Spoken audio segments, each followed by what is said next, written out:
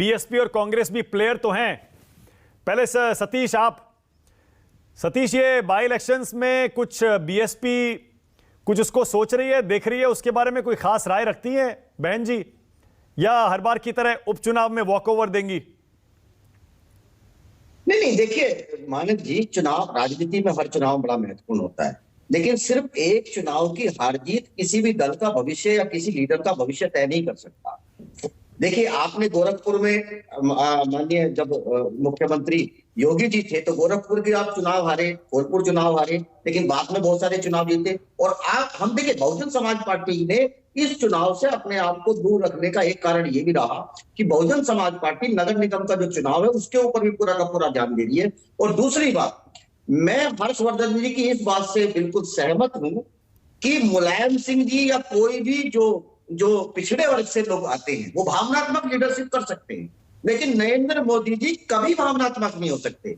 जब यही नरेंद्र मोदी जी को उनकी खुद की पार्टी में बड़ा विरोध हो रहा था, यही मुलायम सिंह जी ने बाकायदा उनको प्रधानमंत्री बनने का आशीर्वाद दिया, दोबारा भी प्रधानमंत्री बनने का आश्वासन दिया। और बाकायदा यही मुलायम सिंह जी थे जिन्होंने उत्तर प्रदेश में बीजेपी को जीवन दान दिया। आप याद कीजिए, जब राजा भैया और तमाम लोगों को तोड़ लेकर के उन्होंने बीएसपी को तोड़ा और इनडायरेक्ट रूप से जो आपके राजनाथ सिंह जी है उनकी सरकार बनाई। तो मेरा कहना यह है कि देखिए, आज नेताजी अभी गए हैं, नेताजी बड़े प्यारे लीडर रहे, सब लोगों के लिए लीडर रहे। तो हो सकता था कि आज जैसा मोदी जी ने बार बार ये व्यक्त किया, सर्वपल्ली त्रिपाठी जी भी इस बात को लेकर के सहमत है कि मुलायम सिंह जी हमेशा बीजेपी के काम आए। तो आज एक सच्ची एक भावना ये भी हो सकती थी, मुलायम सिंह जी के लिए ये भी भावना हो सकती थी कि शायद इस चुनाव को कहीं ना कहीं उनको एक मौका देते या उनको श्रद्धांजलि देते।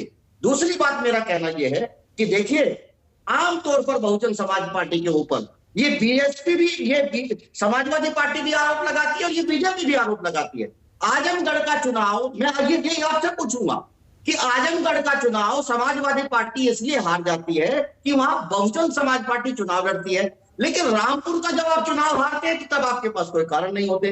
तो इस तरह की बातें, आरोप प्रत्यारोप लगाना कहीं ना कहीं गलत है।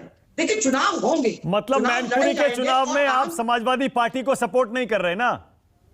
नहीं, आप सुनिए, देखिए, हम किसी को अरे भाई, नेताजी के परिवार को, नेताजी को श्रद्धांजलि देते हुए डिंपल यादव के समर्थन में बहन जी को एक ट्वीट ही कर देना चाहिए। अरे भाई सुनिए ना, ये तो समाजवादी पार्टी से जाकर के पूछो ना कि जब बहुजन समाज पार्टी इन्हीं डिंपल यादव जी को राज्यसभा का मेंबर बनाना चाहती थी, अपना समर्थन देना चाहती थी, तो अखिलेश यादव जी ने बहन जी का फोन तो स्वीकार नहीं किया ना, उठाया नहीं ना। तब आपको राज्यसभा का मेंबर किसको बनाया था आपने? आपको मालूम है कि आपने जिसके पिताजी तमाम जिंदगी आरएसएस के लिए काम करते रहे, एक बजाज नाम का व्यक्ति आता है जिसका पर्चा भी कैंसिल हो जाता है, वो साजिश के तहत, देखो ना, बीजेपी का एक लीडर है जिसके पिता और वो तमाम जीवन बीजेपी की राजनीति करते रहे और उसको राज्यसभा का चुनाव बाकायदा अखिलेश जी ने लड़ाया। हम ये चाहते थे, बहन जी ये चाहती थी, बहुजन समाज पार्टी ये चाहती थी, बहुजन समाज पार्टी का हर कार्यकर्ता ये चाहता था कि डिंपल जी को चुनाव लड़ाया जाए और बहुजन समाज पार्टी उनको बाकायदा समर्थन देने के लिए तैयार। लड़ क्यों नहीं रही बीएसपी? क्यों नहीं चुनाव लड़ रही है, बताइए ना, क्यों नहीं लड़ रही बीएसपी? देखिए, बहुजन समाज पार्टी इस चुनाव से इस देश की सत्ता का कोई भविष्य तय नहीं होने वाला। और आमतौर पर अगर आप देखेंगे जो माहौल है आज ये चुनाव आयोग तय नहीं कर रहा, तमाम जांच एजेंसियां तय कर रही है, तमाम ईडी तय कर रही है, तमाम सीबीआई तय कर रही है। आप पर आरोप लग रहा है बीजेपी की मदद करने के लिए आपने मैदान खाली छोड़ दिया ताकि वोट ना बटे।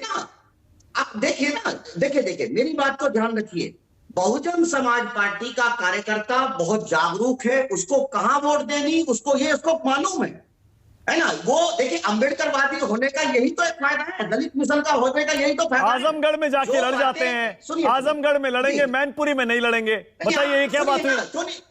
नहीं, देखिए मानक जी, आरएसएस का जो कार्यकर्ता 25 साल में सीखता है, जो अंबेडकरवादी लोग हैं उस राजनीति को वो 18 साल में सीख जाते हैं। उनको मालूम है किसको वोट देनी है और किससे बदला लेना है। ये तो मौका है ना इस चुनाव में। नहीं, आप मेरा जवाब दे दीजिए। मेरा बड़ा सीधा सा सवाल है, आजमगढ़ में बीएसपी उम्मीदवार उतारेगी और मैनपुरी में नहीं उतारेगी, ये किसके पक्ष में है? मैनपुरी में क्या आपने मुलायम सिंह के परिवार के समर्थन में उम्मीदवार विड्रॉ किया है या फिर बीजेपी के समर्थन में? देखिए हम इस तरह का कोई गलत बयानबाजी नहीं करते। कभी किसी बहुजन समाज पार्टी के किसी लीडर ने बीजेपी के किसी लीडर को आशीर्वाद नहीं दिया। हम ऐसा कोई आशीर्वाद हम नहीं देते। बहुजन समाज पार्टी एक राजनीतिक दल है और एक राजनीतिक दल होने के नाते उसकी एक नैतिक जिम्मेदारी है कि वो परिस्थितियों के हिसाब से निर्णय ले। बहुजन समाज पार्टी को यह लगा कि ये समय जो है चुनाव लड़कर के अपनी ऊर्जा दाया करने का नहीं है। अब भविष्य की राजनीति क्या होगी, देखिए एक बात मैं पहले भी बताऊंगा कि देखिए ये एक मौका होगा, ये समाजवादी पार्टी के लिए एक मौका होगा कि वो तय करें। क्योंकि ये देखिए ये बड़ा दुर्भाग्य है ना कि जब उत्तर प्रदेश की राजनीति होती है तो आमतौर पर बीजेपी ये कहती है कि आजमगढ़ में अपनी ऊर्जा बर्बाद कर सकते हैं, वही ऊर्जा आपको मैनपुरी में बर्बाद नहीं करनी है। ये समझ नहीं आया मुझे। खैर चलिए।